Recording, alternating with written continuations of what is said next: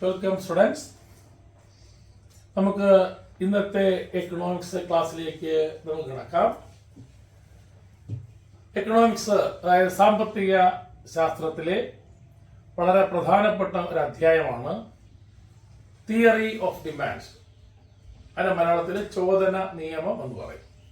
ഇപ്പൊ +2 വിദ്യാർത്ഥികൾക്കും BA, BCom, BBA പഠിക്കുന്ന കുട്ടികൾക്കൊക്കെ വളരെ പ്രാധാന്യമുള്ള ഒരു അധ്യായമാണ് തിയറി ഓഫ് ഡിമാൻഡ് എന്ന് പറയുന്നത്.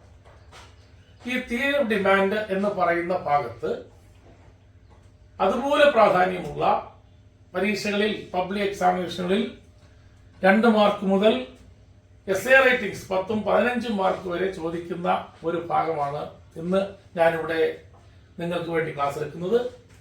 ആ ഭാഗത്തിന്റെ പേര്, ആ ചാപ്റ്ററിന്റെ പേര് പ്രൈസ് ഇലാസ്റ്റിസിറ്റി ഓഫ് ഡിമാൻഡ് എന്നാണ്. Price elasticity of demand. എന്താണ് ഈ പ്രൈസ് ഇലാസ്റ്റിസിറ്റി ഓഫ് ഡിമാൻഡ് എന്ന് പറഞ്ഞാൽ? നമ്മൾ പ്രൈസ് കേട്ടിട്ടുണ്ട്, വില. ഡിമാൻഡ് അറിയാം, മലയാളത്തിൽ തന്നെ ചോദനം എന്ന് പറയും. ഇതിനിടയിൽ ഒരു വാക്കുണ്ട്, ഇലാസ്റ്റിസിറ്റി എന്നാണ്. ആ ഇലാസ്റ്റിസിറ്റി എന്ന് പറയുന്ന വാക്കിന്റെ മീനിങ് വ്യക്തമായിട്ട് മനസ്സിലാക്കിയാൽ എന്താണ് പ്രൈസ് ഇലാസ്റ്റിസിറ്റി ഡിമാൻഡ് എന്ന് പെട്ടെന്ന് നമുക്ക് മനസ്സിലാക്കാൻ കഴിയും. എന്താ ഇലാസ്റ്റിസിറ്റി എന്നാൽ? The word elasticity means responsiveness എന്നാണ്, അല്ലെങ്കിൽ സെൻസിറ്റീവ്നെസ് എന്നാണ്.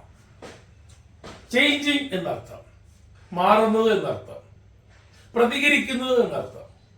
അപ്പൊ ഇലാസ്തികത എന്ന വാക്കിനർത്ഥം കൂടുകയോ കുറയുകയോ ചെയ്യുക എന്നർത്ഥം. ഇപ്പൊ നമ്മള് റബ്ബർ ബാൻഡ്, ഒരു റബ്ബർ ബാൻഡിനെ സംബന്ധിച്ച് അത് ഇലാസ്തികത ഉള്ളതാണ്. നമ്മളതിനെ കൈകൾ കൊണ്ട് പിടിച്ചാൽ ആ 2 ഭാഗത്തേക്കും അത് നീണ്ടുവരും. അതായത് ഇലാസ്തിക സ്വഭാവമുള്ളതാണ്. നമ്മൾ കൈകൾ വിടുകയാണെങ്കിൽ വീണ്ടും പൂർവ്വസ്ഥിതി പ്രാപിക്കും. എന്നാൽ ഇപ്പൊ ഒരു കല്ല് അല്ലെങ്കിൽ ഒരു മരക്കഷ്ണം, അതിന് ഇലാസ്തികത ഇല്ല. അപ്പൊ ഇലാസ്റ്റിസിറ്റി എന്ന് പറഞ്ഞാൽ ഇവിടെ പറയുന്നു റെസ്പോൺസീവ്നെസ്, പ്രതികരിക്കുക എന്നർത്ഥം, അല്ലെങ്കിൽ സെൻസിറ്റീവ്നെസ് എന്നർത്ഥം. അപ്പൊ എന്താണ് പ്രൈസ് ഇലാസ്റ്റിസിറ്റി ഓഫ് ഡിമാൻഡ് എന്ന് പറഞ്ഞാൽ? ഇതിൽ എവിടെയാ ഇലാസ്തികത ഉണ്ടാകുന്നത്? ഡിമാൻഡിലാണ്. ഡിമാൻഡാണ് പ്രതികരിക്കുന്നത്, ഡിമാൻഡിലാണ് ചേഞ്ച് ഉണ്ടാകുന്നത്. ഇപ്പൊ ഡിമാൻഡിൽ ചേഞ്ച് ഉണ്ടാകുക എന്ന് പറഞ്ഞാൽ ഡിമാൻഡ് കൂടുകയോ കുറയുകയോ ചെയ്യാത്തർത്ഥം. അതായത് ഒരു കൺസ്യൂമർ, ഒരു ഉപഭോക്താവ് വാങ്ങുന്ന സാധനത്തിൽ കൂടുതലോ കുറവോ സംഭവിക്കുക. അതായത് നമ്മൾ പഠിച്ചിട്ടുണ്ട്, ഒരു സാധനത്തിന്റെ വില കൂടിയാൽ ഡിമാൻഡ് കുറയും,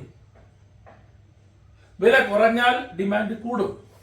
എന്ന് പറഞ്ഞാൽ 100 രൂപയായിരുന്ന ഒരു സാധനം 100 രൂപയ്ക്ക് നമ്മൾ 10 ഡസൻ വാങ്ങുന്നുവെങ്കിൽ അതിന്റെ വില 50 രൂപയായിട്ട് കുറഞ്ഞാൽ സ്വാഭാവികമായിട്ടും ഡിമാൻഡ് ചെയ്യുന്നതിന്റെ അളവ് കൂടും.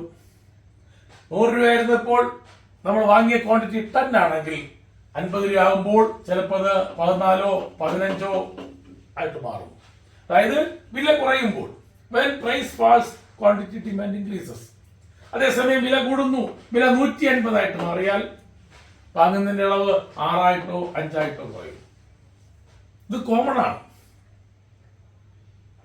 സാധനത്തിന്റെ വില കൂടുമ്പോൾ ഡിമാൻഡ് കുറയുകയും, വില കൂടുമ്പോൾ ക്വാണ്ടിറ്റി ഡിമാൻഡ് കുറയുകയും, വില കുറയുമ്പോൾ ക്വാണ്ടിറ്റി ഡിമാൻഡ് കൂടുകയും ചെയ്യും. ഇവിടെ പ്രൈസ് ഇലാസ്റ്റിസിറ്റി ഓഫ് ഡിമാൻഡിൽ പറയുന്നത് എന്ത്? പ്രൈസ് ഇലാസ്റ്റിസിറ്റി ഓഫ് ഡിമാൻഡ് എന്ന് പറഞ്ഞാൽ change in the quantity demand due to change in the price. നോക്കുക, ഇതിന്റെ ഡെഫിനിഷനിലേക്കാണ് ഞാൻ പോകുന്നത്. പ്രൈസ് ഇലാസ്റ്റിസിറ്റി ഓഫ് ഡിമാൻഡിന്റെ ഡെഫിനിഷനിലോട്ടാണ് പോകുന്നത്. Change in the quantity demand, quantity demand ഉണ്ടാകുന്ന മാറ്റം, അതിന് കാരണക്കാരൻ പ്രൈസ്.